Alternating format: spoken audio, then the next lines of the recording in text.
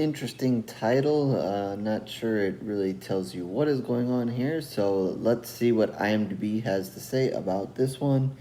A mother who is deeply saddened lures her daughter's killer into her home in order to take revenge and gets involved in a distorted game where life and death are at stake. Okay, well, that maybe gives you a little more clue about what's happening here.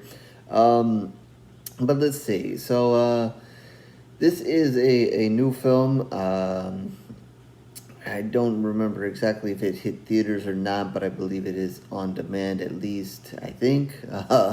I will. I believe I have a press release on this one, so if I remember, I will post that down below. So if you are interested, you can get some more information about it.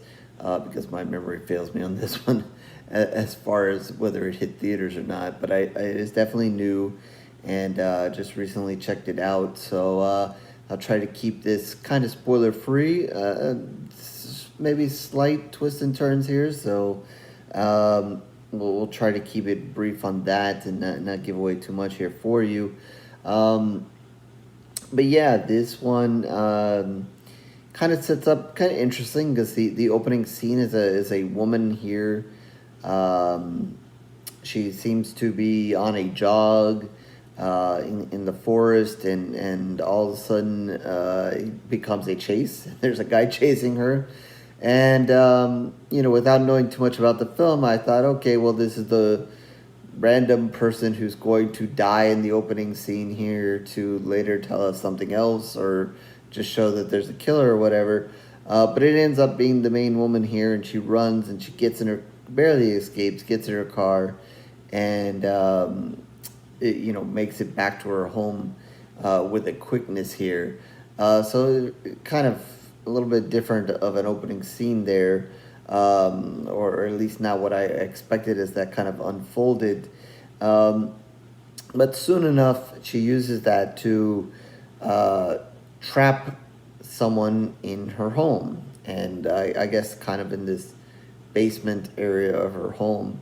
And as it says in the description there, it is a serial killer, someone who has killed her daughter and apparently harmed some other women.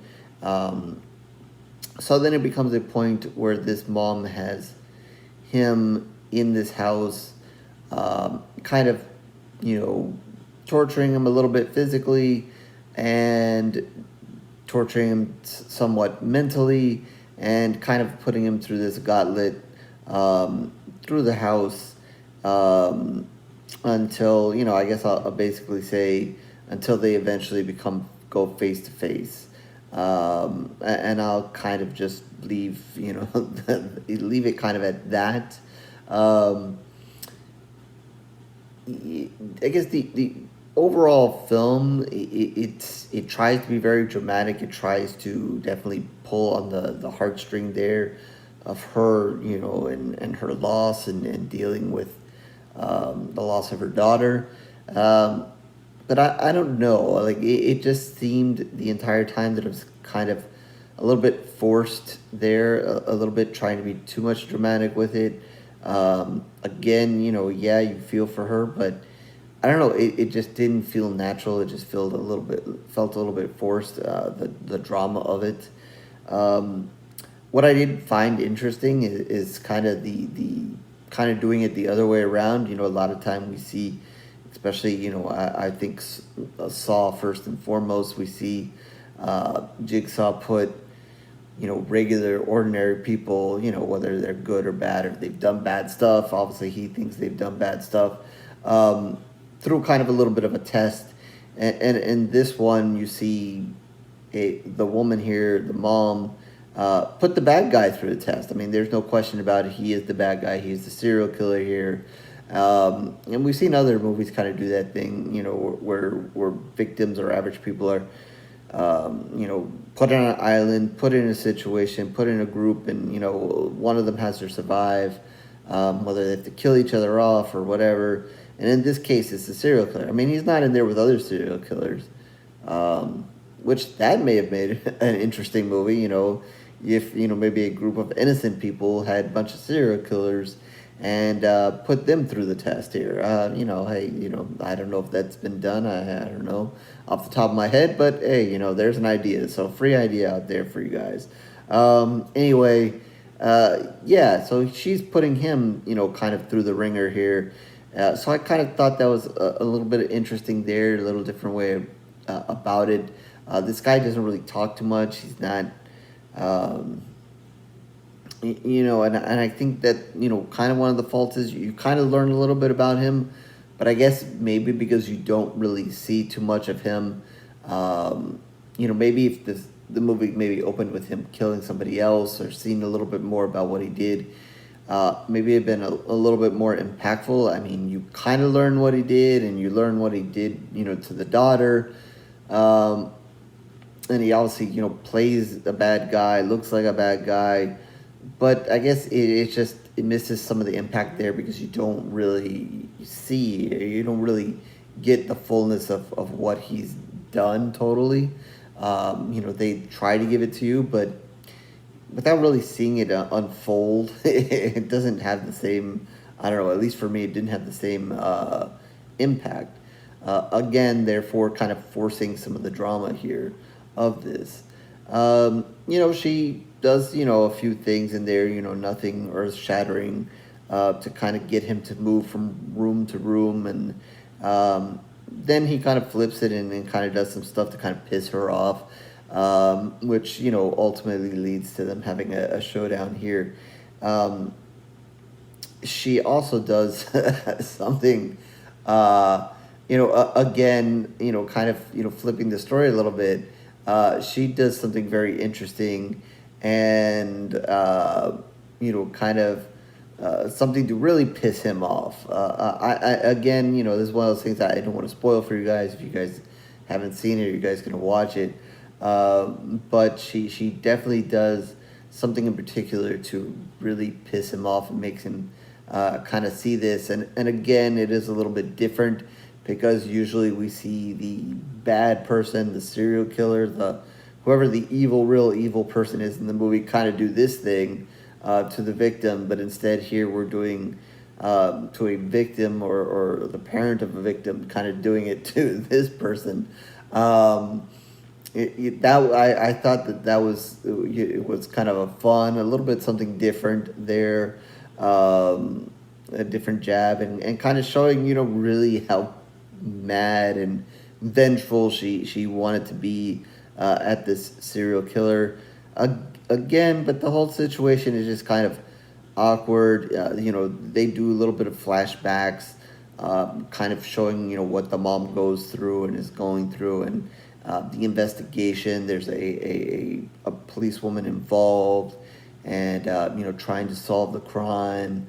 And obviously the mom here seems to be doing a better job of solving the crime and dealing out the justice here. So, it does kind of go back and forth as well with that. But I don't know, like I said, being, trying to overplay the dramatics of it. Maybe the angle they took maybe was a little bit wrong. Maybe, you needed to see a little bit more of the serial killer and what he was doing. To really grasp everything. I know they tried to keep the focus on her and what happened to her daughter, but I think that kind of takes away from the whole situation. They're trying to piece in her feelings and what happened, but again, to me it just kind of all felt forced. So with that is one thing, and then I guess on the other end, I kind of credit kind of a little bit for kind of flipping the script there. And, also what she ultimately did and makes this guy watch and see, I thought was very interesting. So, a little bit of good, a little bit of bad there.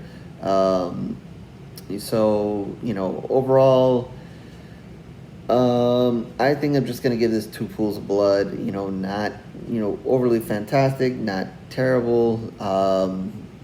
If you guys check this out, the acting is okay. Like I said, I wasn't blown away. Whatever. I think it's again a little too dramatic or whatever in some parts. Um, but I don't know. I kind of feel this is one of those movies where, the idea was there and it was all right. Maybe it just needs to be done in a different order, different way. Um, you know, there's some good things there, but maybe, it's just missing something. Um, I don't know, or put together in a different way. I don't know. Um, but I kind of liked the idea here, but overall from what they presented, maybe it just needed to be done in a different way or less dramatics, or I don't know. It just seemed like, I wanted to really like it, but it was just not enough there for me to truly like it. So with that, two pools of blood out of five for this one. And with that, horrorstory.blogspot.com is where you can find all of my reviews, written and video. Obviously, mostly video as of late for a while now. So if you want, you can just like and subscribe here on YouTube like everybody else wants you to do. But if not, no worries. It is okay. I thank you for your time regardless. Whether it's here with the reviews or checking out the shorts, whatever. I thank you. And Twitter, Facebook information down below as well. And as well as the comment section. So if you do check out this movie, feel free to throw in your thoughts there. And if you have anything you want me to review, feel free to put it there. Reach out to me on Twitter, Facebook as well. And we'll see if we can get that done for you as well. So with that, I guess I'll catch you in the next review, horror fans.